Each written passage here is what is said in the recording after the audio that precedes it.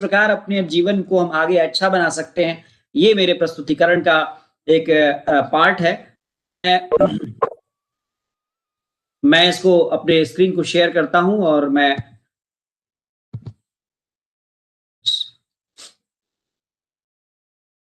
मेरी पीपीटी अगर दिख जाएगी तो आप बता दीजिएगा कि मेरा स्क्रीन शेयर हो गया सर, स्लाइड ओपन नहीं होगी। जी, अब ये स्लाइड ओपन हो गई होगी।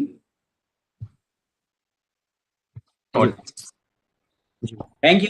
तो आज का जो मेरा प्रेजेंटेशन है वो role of marma in post COVID scenario. मैंने परिचय दे दिया अपना। 2020 हम जानेंगे तो सार्स कोविड 19 के रूप में जानेंगे। यदि आप सबसे ज्यादा इंटरनेट पर सर्च किए हुए विषयों में और सबसे ज्यादा जिस चीज ने हमें हमारे कानों में जो चीज गूंगी है वो सार्स कोविड 19 नाम का एक संक्रमण, और शायद ये चित्र हमारे दिमाग में अब बैठ गया होगा क्योंकि ये कोरोना वायरस है।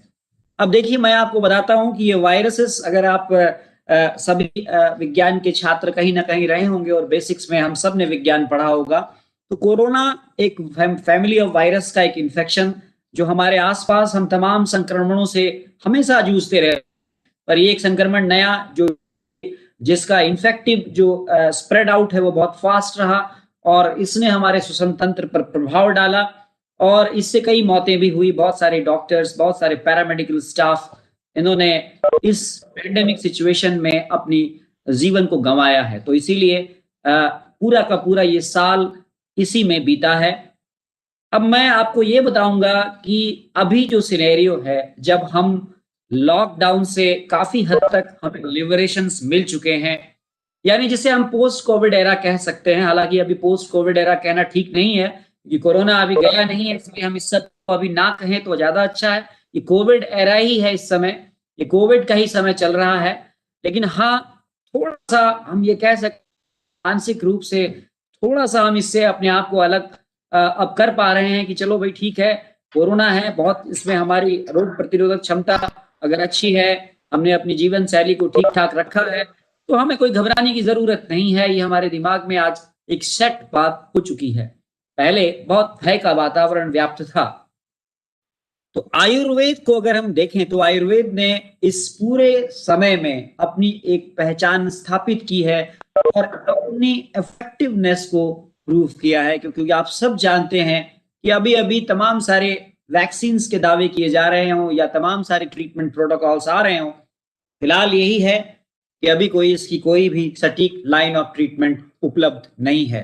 तो ऐसे में लोग, हम आप सब जो है अपनी ट्रेडिशनल टेक्निक्स के बारे में दोबारा सोच रहे हैं, दोबारा उन पे आ रहे हैं, क्योंकि हम सब आयुर्वेद के कहीं ना कहीं आयुर्वेद से जुड़े हुए हैं। हम सब जानते हैं कि ऐसे जनपदोध्वंस जैसी व्याधियां हजारों साल पहले भी हुआ करती थी, पूरे के पूरे एरिया समाप्त हो जाया करते थे, जिसे आज ग्लोबल पैंडेमिक नाम दिया गया है। तो आयुर्वेद किस प्रकार से इफेक्टिवनेस इस एरा में दे सकता और दिया है, और मर्म चिकित्सा का क्या उसमें रोल है, ये मैं आपको थोड़ा सा बताऊंगा। क्योंकि देखिए, हमारे यहाँ परंपरा रही है, हम शायद गौर नहीं करते, हमारे यहाँ पूजा की पद्धतियों में हम अगर अपनी रूट्स और अपने मूलों पर जाएं तो हमें ये सब चीजें नजर आती है जो हम शायद कहीं ना कहीं इसको हम भूल रहे हैं। यदि आप देखें तो हमारे यहाँ अग्न्यास किया जाता था। न्यास क्या चीज होती है, क्योंकि मर्म पे आऊंगा उससे पहले मैं मर्म का कॉन्सेप्ट कहां से डेवलप हुआ मैं ये आपको बताऊंगा, क्योंकि मैंने ये लेक्चर आज तैयार किया है और ये थोड़ा सा मेरे दूसरे लेक्चर से डिफरेंट है, इसलिए जो भी मेरे प्रतिभागी जुड़े हैं उनको यहाँ आज नई चीज मिलेगी जो मैं रूटीन वे में नहीं पढ़ाता हूँ। न्यास क्या है? न्यास जो है, ये हम ईश्वर के समक्ष जो है हम अपने अच्छे शब्दों का या शरीर के अपने अंगों का प्रेजेंट करते हैं, अपने उसको न्यास कहते हैं। छह प्रकार के न्यास बताए गए हैं। अब आप गौर से देखिए, छह का अर्थ सिक्स होता है और अंग का अर्थ लिम्ब होता है, शरीर के अंग होते हैं। यदि आप जाने तो वैदिक चिकित्सा पद्धति, जैसा कि मैंने इसी प्लेटफॉर्म पर जब मैंने पहला लेक्चर दिया था तो मैंने बताया था कि मर्म चिकित्सा वैदिक चिकित्सा पद्धति के आंगिरसी चिकित्सा का एक हिस्सा है। तो आपको ये बताया था मैंने, आंगिरसी चिकित्सा क्या होती थी? शरीर के अंगों को ही उत्प्रेरित करके स्वयं स्वास्थ्य को ठीक रखना, रोगी का उपचार करना, ये आंगिरसी चिकित्सा थी।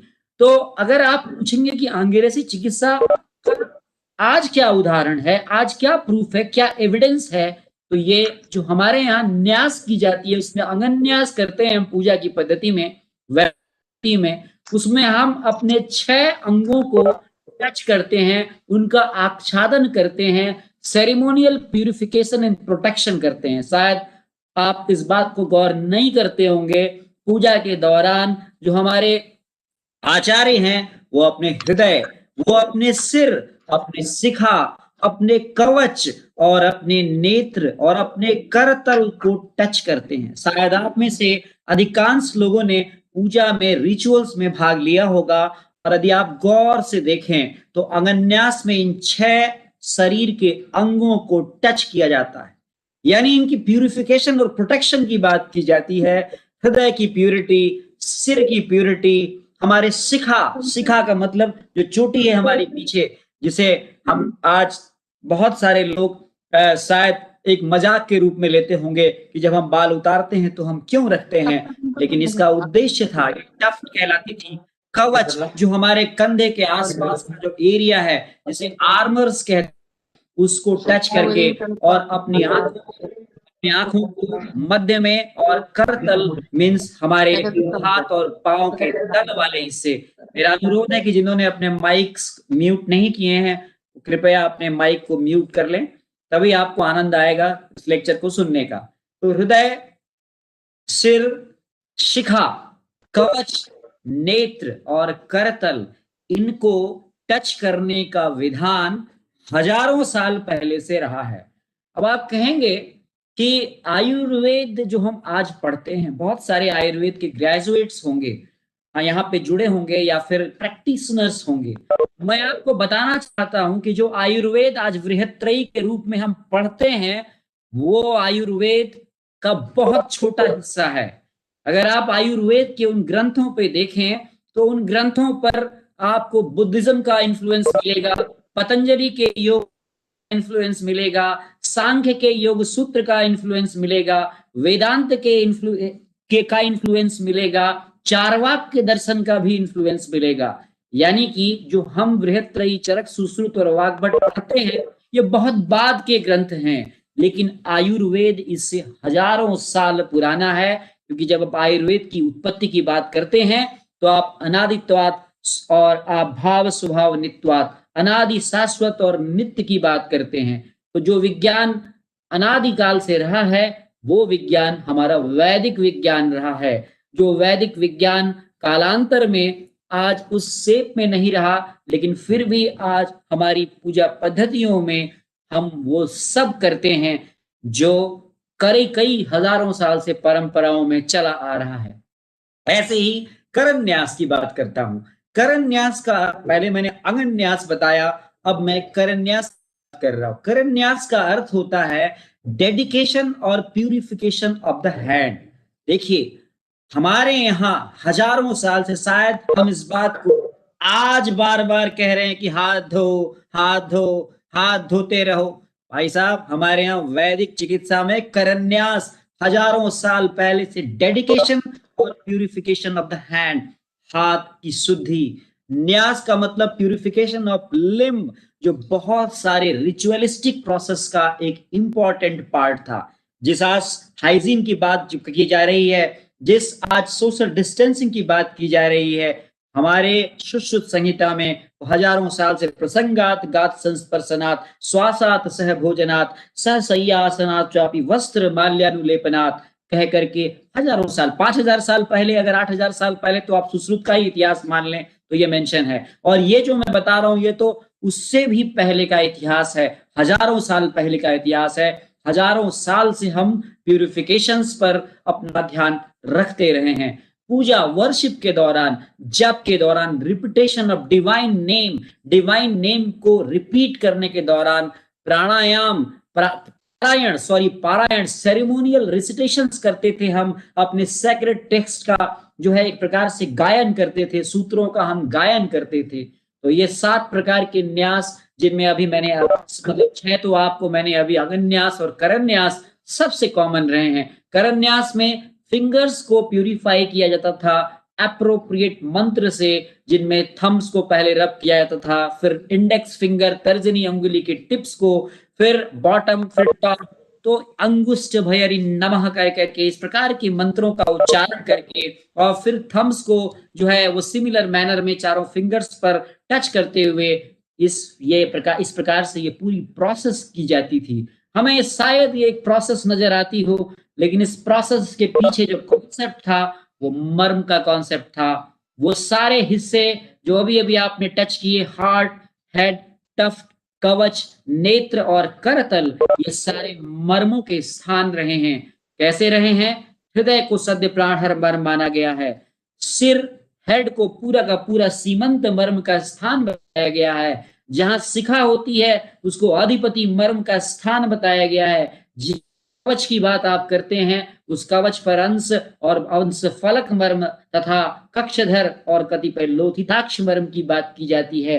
जिन नेत्र की बात करते हैं, 3 आईज की, तो 2 आंख अगर आप कहें तो अपांग और श्रृंगाटक के एरियाज और अपनी मर्म का एरिया।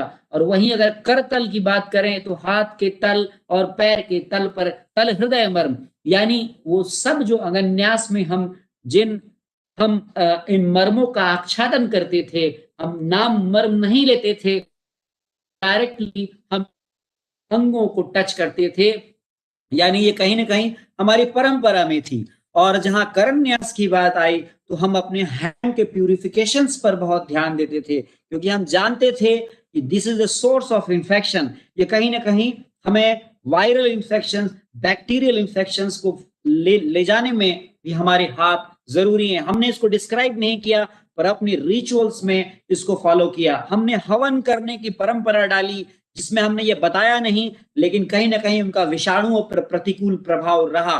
तो मैं अगर आप देखें तो ये मुद्राएं अक्सर पूजा के दौरान हमारे आचार्य इसको करते हैं। करन्यास और अंगन्यास मैंने दोनों को थोड़ा सा आपको एक्सप्लेन किया। यहां से मैं अब आपको लेके आता हूं, क्योंकि अब आपको ये बात मैंने समझाने का प्रयास किया जो आज हम जिसको भूल जाते हैं, जिसको हम बड़े हल्के में लेते हैं, जो पूजा में शिखा को टच करते हैं, जो सीख को टच करते हैं, जो हमारे कंधों को टच करते हैं, हमारे हाथ और पैर के तल को टच करते हैं, सोल और पाम को टच करते हैं, उसे हमने हल्के में नहीं लेना चाहिए। वो कहीं ना कहीं हमारे उन मर्म बिंदुओं का आच्छादन था, कहीं ना कहीं हमारे सैनिटाइजेशन, हैंड सैनिटाइजेशन की प्रोसेस थी, जिसे हम शायद नहीं भूल गए, हमने इग्नोर किया। कितने लोग आज इस प्रोसेस को करते हैं? नहीं करते हैं। आज हम ईश्वर के सामने सिर झुकाने में भी हमारे पास समय नहीं है। तो बॉडी क्या है? शरीर तो एक मिनिएचर रिप्लिका है इस यूनिवर्स की। हमारे यहाँ ये सूत्र है, यथ पिंडे तथ ब्रह्मांडे। जैसा हमारा पिंड शरीर है वैसा ही ये ब्रह्मांड है। यानी बाहर की पूरी कॉस्मिक एनर्जी हमारे शरीर के अंदर है। यानी हम बाहर के कॉस्मिक एनर्जी से इन्फ्लुएंस होते हैं। वो चीजें जो बाहर होती है वही हमारे शरीर के अंदर होती है। इसलिए आप शरीर को इस ब्रह्मांड से अलग करके नहीं देख सकते। ये हमारे यहाँ हजारों साल पहले का कॉन्सेप्ट है। तो क्या आप कहेंगे कि डॉक्टर जोशी आपने ये सब बातें तो बताई, लेकिन अब हम करें क्या? What is the solution? मैं आपको सॉल्यूशन देता हूं। बहुत छोटा समय है, मैं आपको ये ज्यादा लंबा लेक्चर नहीं लूंगा। मैं 30-40 मिनट के अंदर में मैं आपको ये बताने का प्रयास करूंगा कि कैसे आप पोस्ट कोविड एरा में अपने आप को स्वस्थ रखें। सबसे पहली बात, जो आपको अभी मैंने जो चीजें बताई अगन्यास और करन्यास से, जितने भी एरियाज हम टच, वो सारे एरियाज प्राण की शक्ति के निवास स्थान हैं। यदि हम कहें कि अगर ईश्वर को देखना है तो हमें अपने शरीर के अंदर उन प्राणायतनों में ईश्वर को देखना चाहिए, जिसे वाग्भट्ट ने भी प्राणायतन कहा और 10 प्राणायतन बताए।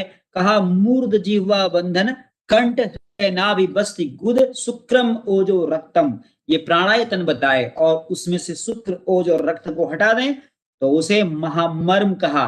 कहने का अर्थ है कि ईश्वर हमारे शरीर के अंदर ही निवास करते हैं, और वो प्राण के रूप में, प्राण की शक्ति के रूप में, ऊर्जा के स्वरूप में इन स्थान विशेष में वास करते हैं। इसलिए जब भी हम अगन्यास और करन्यास करते हैं तो इन इन हिस्सों को टच करते हैं, इन हिस्सों को आच्छादित करते हैं। इसका उद्देश्य ये है कि हम अपने अंदर के ईश्वर को, प्राण की शक्ति को जगाते हैं।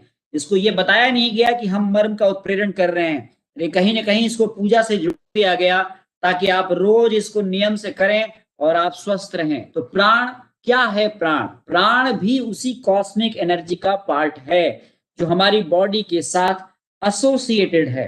यदि आप इस बात को गौर से देखें, किसी भी निर्जीव व्यक्ति में, किसी भी निर्जीव शरीर में, किसी भी निर्जीव वस्तु में हम किसी भी इस प्रकार की कल्पना नहीं कर सकते जैसी हम कल्पनाओं की बात सोच सकते।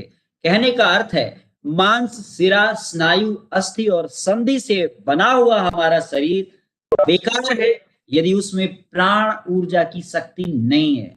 यदि आप विज्ञान के बहुत बड़े दावेदार हैं, तो क्या आज विज्ञान सफल हुआ है प्राण की शक्ति को अपने वश में करने में, प्राण की शक्ति को किसी निर्जीव शरीर में डालने में?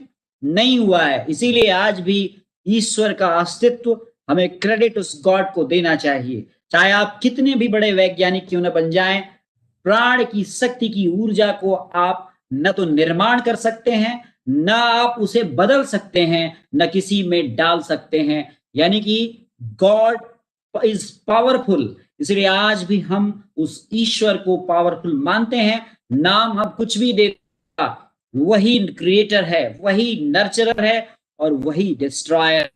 यदि हम अपने ऋग्वेद के इस सूत्र को देखें तो उसका ओम त्रयंबकम यजामहे सुगंधिम पुष्टिवर्धनम उर्वारुकमिव बंधना मृत्युक्षीयमा अमृतात्। अगर आप इस श्लोक की व्याख्या देखें तो हम यहाँ पर उस ईश्वर की बात करते हैं, हम उसका नाम नहीं लेते, न हम उसके किसी स्वरूप को की बात करते हैं। निरंजन और निराकार उस ईश्वर की बात करते हैं और कहते हैं कि हे ईश्वर, आप हमें नर्चर करने वाले हो, हमें सुगंधित दे करने वाले हो। आपसे हमारी एक ही कामना है कि जब हम जन्म और मृत्यु के बंधन से मुक्त हों तो उसी प्रकार मुक्त हों जैसे एक पकी हुई ककड़ी अपने बेल से अलग हो जाती है।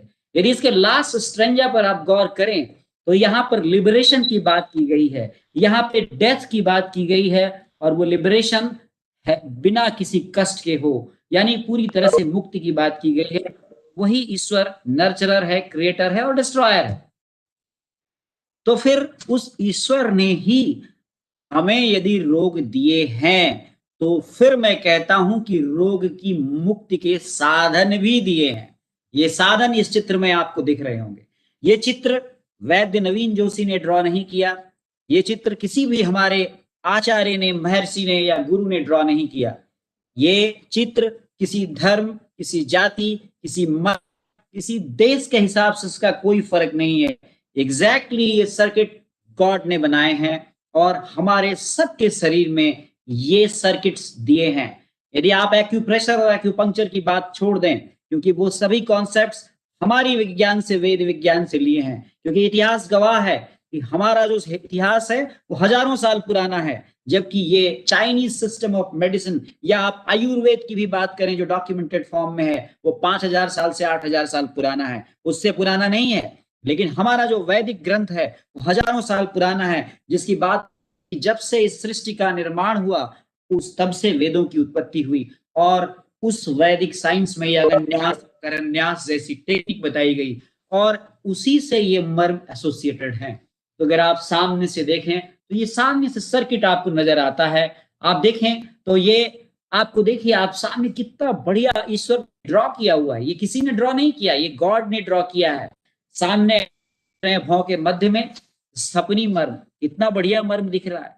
आपके कंठ में देखिए शिरा मातृकाएं दिख रही है, जो अभी आप कवच के रूप में टच करते हैं तो वो अंश मर्म के रूप में दिख रहा है। कक्षधर जो पूरे कक्ष को आधार दे रहा है।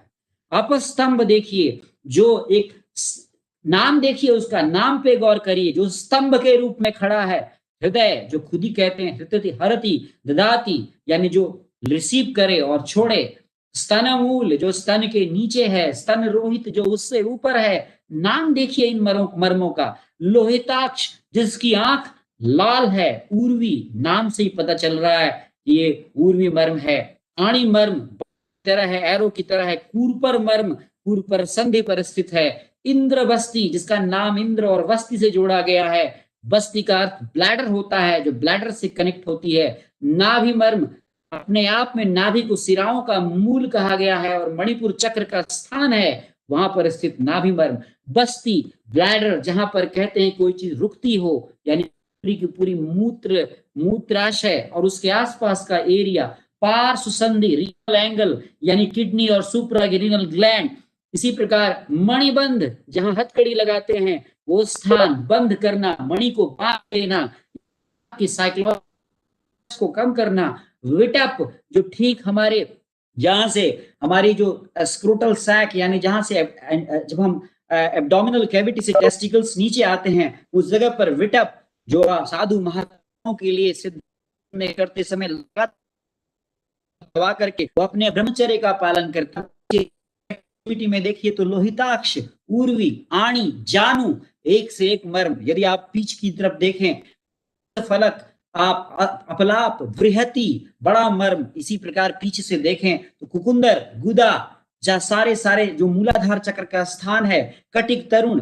इसी प्रकार अगर आप सिर के मर्मों पर देखें और सामने की तरफ से ऐसे आप क्रॉस में देखें तो सीमंत, शंख, उत्क्षेप, विधुर, श्रृंगाटक, घड़ा, अपांग, आवर्त। और यदि आप हाथ के मर्मों को देखें तो तल हृदय, कूर्च, क्षिप्र, ये सारे मर्म ईश्वर ने दिए हैं। पैर में भी देखें आप तो गुल्फ और क्षिप्र, और इधर कूर्च सिर, कूर्च और तल हृदय, ये सारे मर्म ये ऊपर वाले की रचना है। इसको जोशी ने नहीं रचा है, ये ऊपर वाले ने दिए हैं। इतना बड़ा साइंस हमारा वैदिक साइंस। और हम उस अंधेरे घर में रहने को मजबूर हैं। हमारे शरीर में स्विचेस दिए हैं ऊपर वाले ने, लेकिन हमें उन स्विचेस की जानकारी ही नहीं है और हम अपने उसके लाभ से वंचित हैं। इसीलिए कोरोना जैसी बीमारियों से भी हम डर रहे हैं। हम कहते हैं कि यदि आपने अपनी वैदिक विज्ञान का सही ढंग से प्रयोग किया तो आपको किसी भी प्रकार से घबराने की और डरने की जरूरत नहीं है।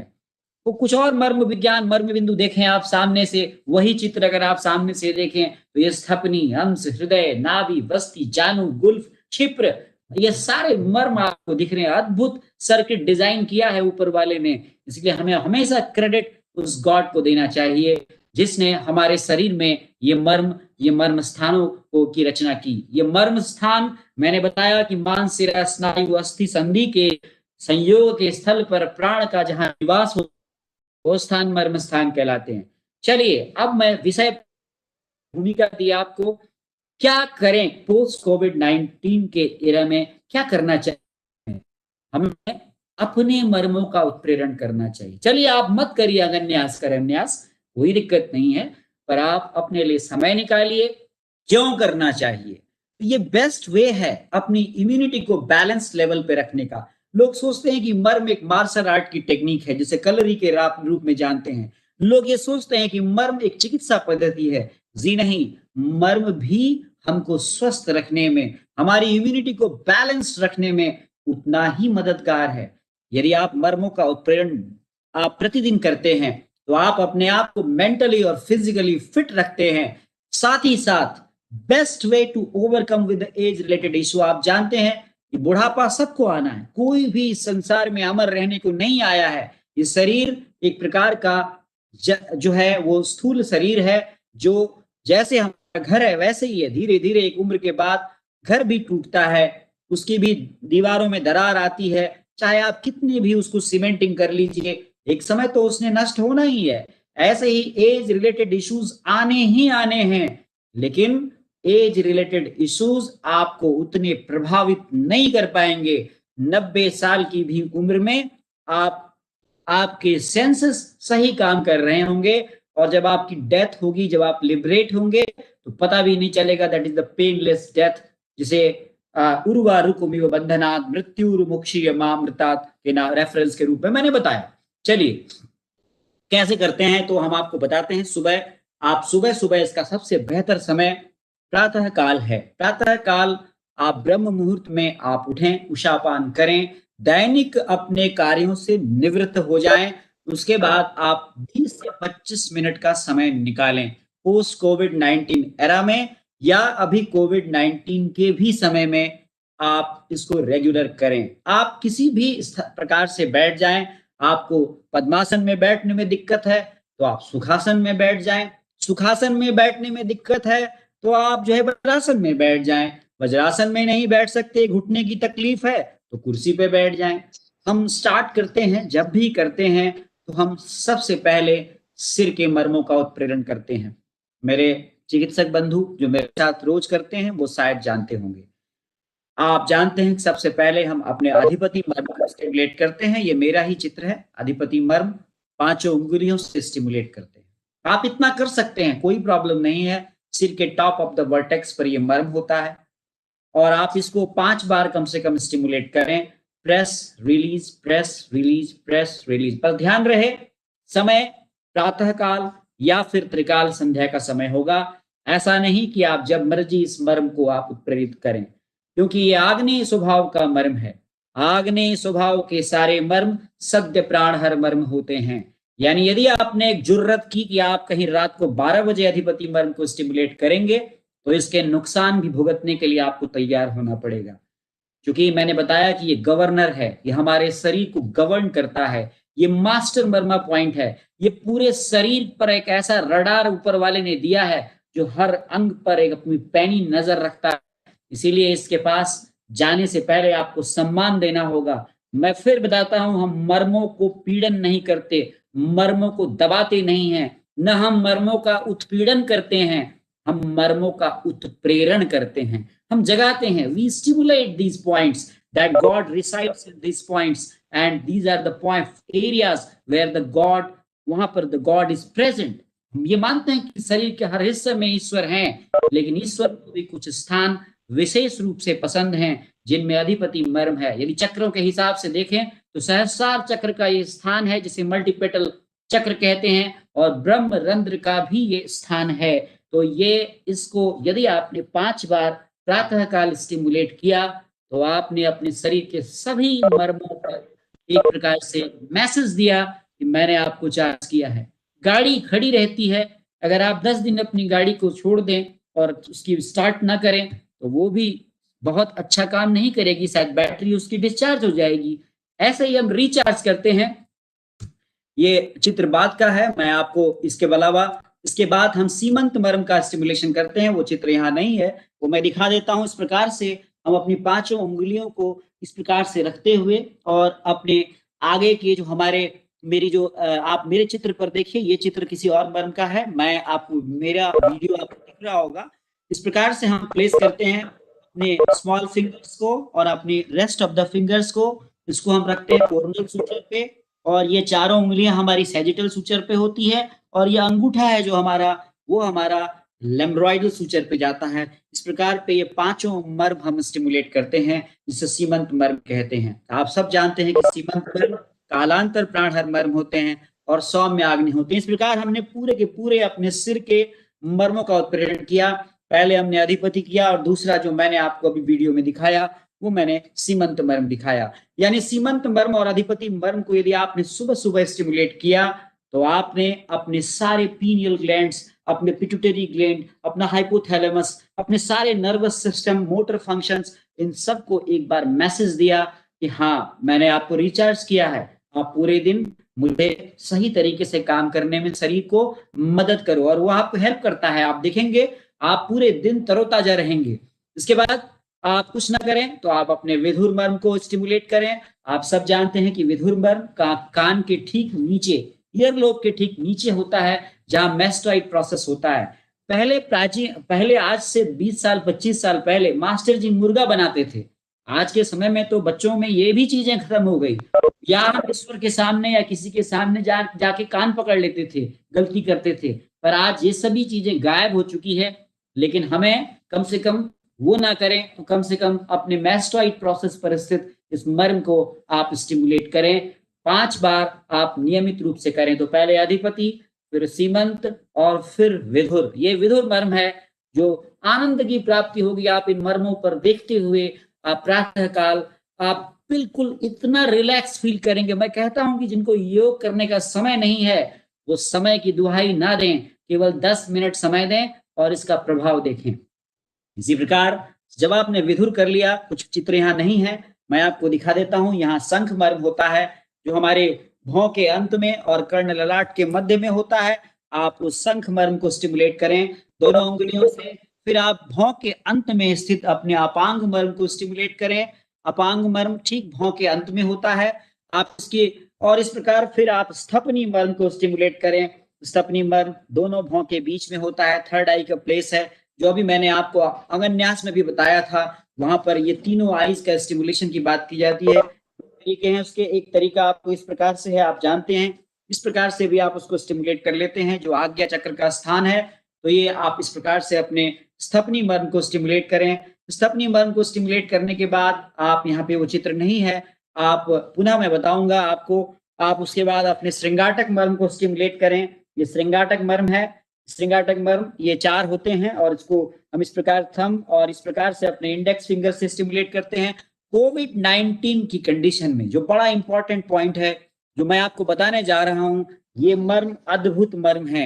यदि आप इनके फंक्शंस पे गौर करें तो ये हमारे टेस्ट, स्मेल, हियरिंग और विजन, इन चारों चीजों को कंट्रोल करते हैं।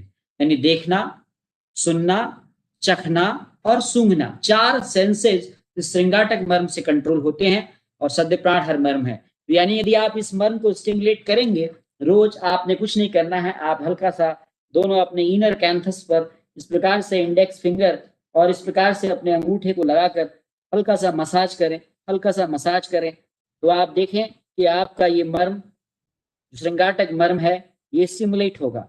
और आप जानते हैं कि नासा ही शीर्षोद्वार है, यानी नासिका से ही सारे संक्रमण अंदर जाते हैं, तो ये मर्म उत्प्रेरित रहेगा, संक्रमणों को जाने से रोकेगा। इसके बाद अगला मर्म जो मैं आपको बताने जा रहा हूं, इसका नाम है फणा मर्म, जो आपके नाक के ठीक नीचे होता है। इसको छोटी उंगली से हम स्टिमुलेट करते हैं इस प्रकार से। ये फणा है, ये आपको गार्ड के रूप में काम करता है। Corona virus no entry, influenza virus no entry, mycobacterium tuberculosis no entry. तो हमने अपने इस गार्ड को जो सिक्योरिटी दी है ईश्वर ने, हमने नाम नहीं दिया इसका फणा मर्म, ये तो वहीं से ऊपर वाले ने ही ये नाम बताया है कि फणा मर्म है। ये सांप के फन की तरह से इंतजार करता है। यदि आप अंदर जा रहे हो सही उद्देश्य से तो जाओ, ऑक्सीजन जाओ, कार्बन डाइऑक्साइड बाहर निकलो, वायरस से एंट्री को रोकता है ये। इसीलिए आज आयुष मिनिस्ट्री ने भी अपने प्रोटोकॉल में की तरफ अवपीड़न नस्य या फिर एक लेयर बनाने के लिए तेल या घी की यहाँ बताई है, ताकि ये फणा मर्म स्टिमुलेट होता रहे और हम इस प्रकार के संक्रमणों से बचते रहें। इसी प्रकार जो अभी कवच की बात की जा रही थी, तो अंश मर्म जिसे आपने करन्यास में और अंगन्यास में देखा, अंश मर्म जानते हैं आप, अंश मर्म कोरेको-ह्यूमेरल लिगामेंट और ग्लिनो-ह्यूमेरल लिगामेंट पर स्थित वैकल्पिक मर्म सौम्य अर्धअंगुल प्रमाण का होता है। देखिए, जब भी आप मर्मों का उत्प्रेरण करें तो हमारी मेरी मुद्रा देखें आप, आपका ध्यान उन मर्मों पर केंद्रित होना चाहिए। आपके मस्तिष्क में ये मर्म ईश्वर के निवास स्थान के रूप में होने चाहिए और फिर आप इसका प्रभाव अपने शरीर पर आप देख सकते हैं। तो ये मैंने आपको बताया। इसी प्रकार ऊर्वी मर्म, इसी प्रकार आणी मर्म, ऐसे ही ये इंद्रवस्ती मर्म पैर का।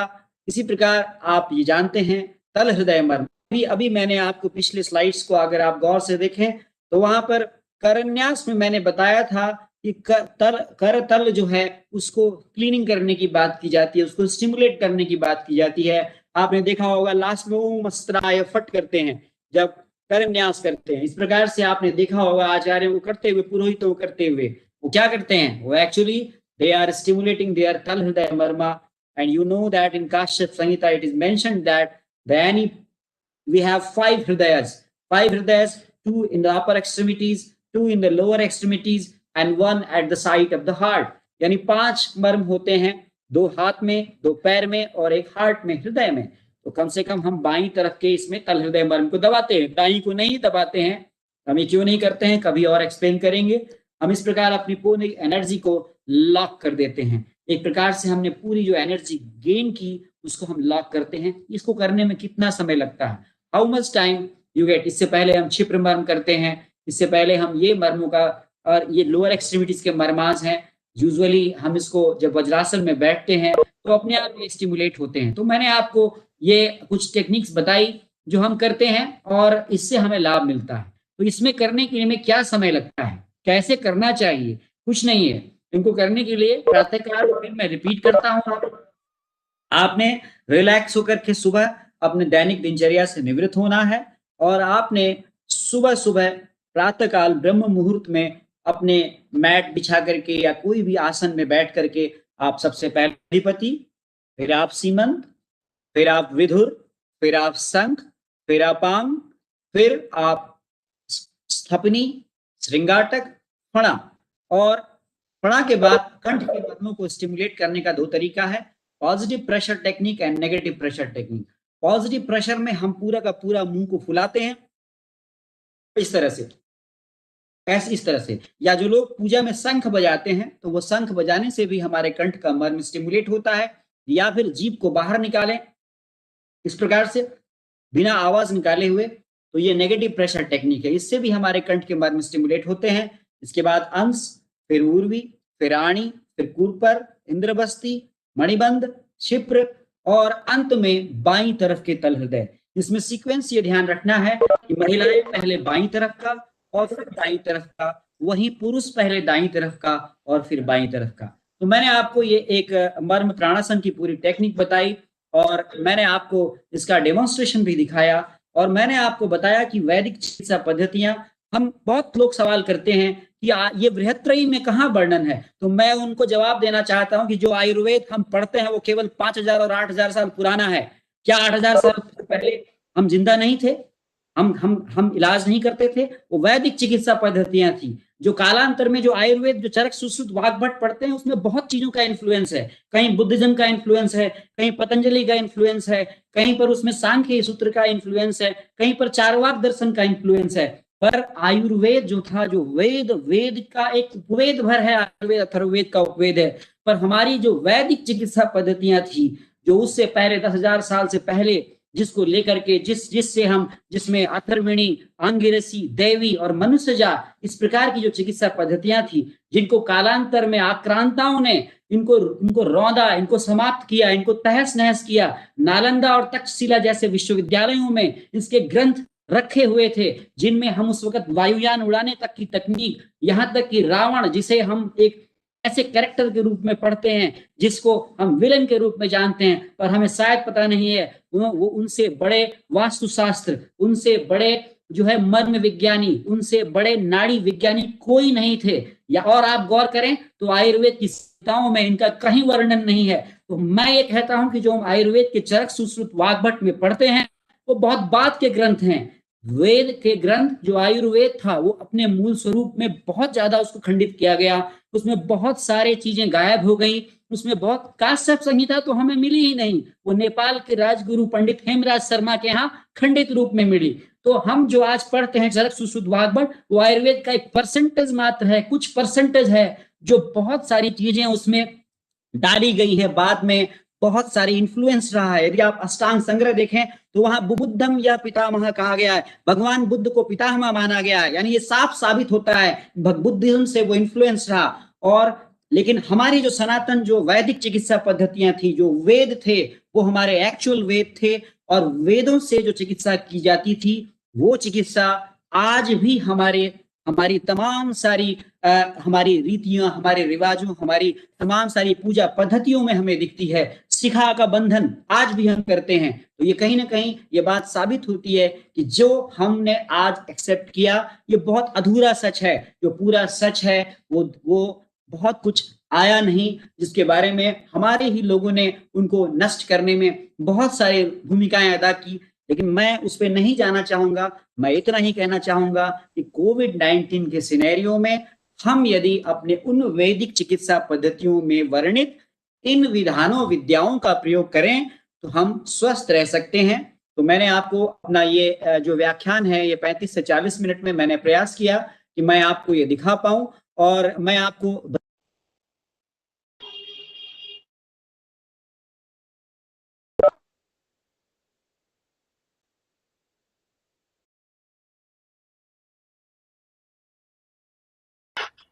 Doctor Naveen Joshi sir, unmute unmute. Okay. अब मैं आपको ये बता पाया कि हम पोस्ट कोविड-19 के एरा में हम अपने आप को इस प्रकार से अपनी वैदिक चिकित्सा पद्धतियों में, यानी अपनी जड़ों से जुड़ करके, मैंने आपको ये बताया, जिस हैंड सैनिटाइजेशन की बात हम आज करते हैं, वो हमारे यहाँ हजारों साल पहले से परिणित है। हमारे यहाँ हम किचन्स में हमारे यहाँ किचन को कितना इंपॉर्टेंट महत्व दिया जाता था। बहुत पुरानी बात नहीं है। अगर आप अगर अपने दादी, आप नानी की आप थोड़ी सी देखें तो किचन में आपकी एंट्री नहीं होती थी। आज हमने किचन को छोड़ दिया, आज हमने जमीन पर बैठ के खाना छोड़ दिया, आज हमने वेस्टर्न कल्चर को एडॉप्ट किया। हम आज डाइनिंग टेबल पे बफेट सिस्टम में खाना पसंद करते हैं। लेकिन आप शायद वज्रासन में, पद्मासन में, और हम बैठ करके, हम आज वज्रासन में बैठ नहीं पाते हैं। कितने लोग आज वज्रासन में बैठ पाते हैं? नहीं बैठ पाते। हमारा तोंद आ जाता है आगे। भाई साहब, ये तोंद क्यों आया? ये तोंद इसीलिए आया क्योंकि हमने बफेट सिस्टम और डाइनिंग टेबल अपनाना शुरू किया। हमने इंडियन टॉयलेट्स का इस्तेमाल बंद कर दिया, हम वेस्टर्न टॉयलेट में चले गए। हम जब इंडियन टॉयलेट्स का इस्तेमाल करते थे तो हमारे अपने आप जानू मर्म और तमाम सारे मर्म उत्प्रेरित होते थे। तो धीरे धीरे हमें अपनी उन प्राचीन, उन विधाओं पे, उन परंपराओं पे वापस आना पड़ेगा। ये हमारी मजबूरी है। यदि नहीं आएंगे तो हमारी प्रकृति मजबूर करेगी, ये प्रकृति हमें स्वयं लाएगी। और आज इस बात को सभी महसूस कर रहे हैं, और इसीलिए आज इस प्रकार के वेबिनार्स भी आयोजित हो जा रहे हैं और इस प्रकार के विषय लिए जा रहे हैं। तो बहुत बहुत धन्यवाद। मैंने आपको शायद 55-50 मिनट में मैंने अपनी पूरी बात बताई। जितना मैंने आपको प्रयास किया, बताने का प्रयास किया, आशा है आपको मेरा ये प्रयास समझ में आया होगा। मेरा ये कहना है कि अपने, कहा है कि शरीर हमारा मंदिर है और धर्म के पूरे साधन हमारे शरीर में, तो हमें अपने शरीर की रक्षा करनी है और इसलिए हमें स्वमर्म चिकित्सा और मर्म प्राणायाम और मर्म प्राणासन करना चाहिए। जी धन्यवाद। सर बहुत बहुत धन्यवाद आपकी इस सर। हेलो, बहुत बहुत धन्यवाद जी दुबे डॉक्टर साहब। Naveen Joshi sir, thank you very much. Sir आपका ये ओजस्वीपुर भाषण सर सुन के जो मर्म पे आपने दिया सर, मुझे याद आ रहा है कि जैसे जो है कस्तूरी जो है, जो मृग के कुंडली में बसता है और मृग जो है ढूंढता है जंगल में, वैसे सर आपने बता दिया कि नहीं, सारे स्वास्थ्य की चीजें हमारे अंदर निहित है, हमको सिर्फ उसको जागृत करना है सर, और वो सबसे अच्छा माध्यम मर्म का है सर। धन्यवाद, thank you sir. Thank you doctor GS Dubey ji, बहुत अच्छा व्याख्यान था, बहुत ज्ञानवर्धक डॉक्टर नवीन जोशी जी। और अभी पार्टिसिपेंट से अनुरोध करूंगा, कोई प्रश्न हो आपके मन में, कोई शंका हो तो आप प्रश्न कर सकते हैं हमारे expert doctor Naveen Joshi sir के साथ में। आपके मन में कोई भी प्रश्न हो तो आप पूछ सकते हैं, कोई भी शंका हो तो आप पूछ सकते हैं। I will reply yes.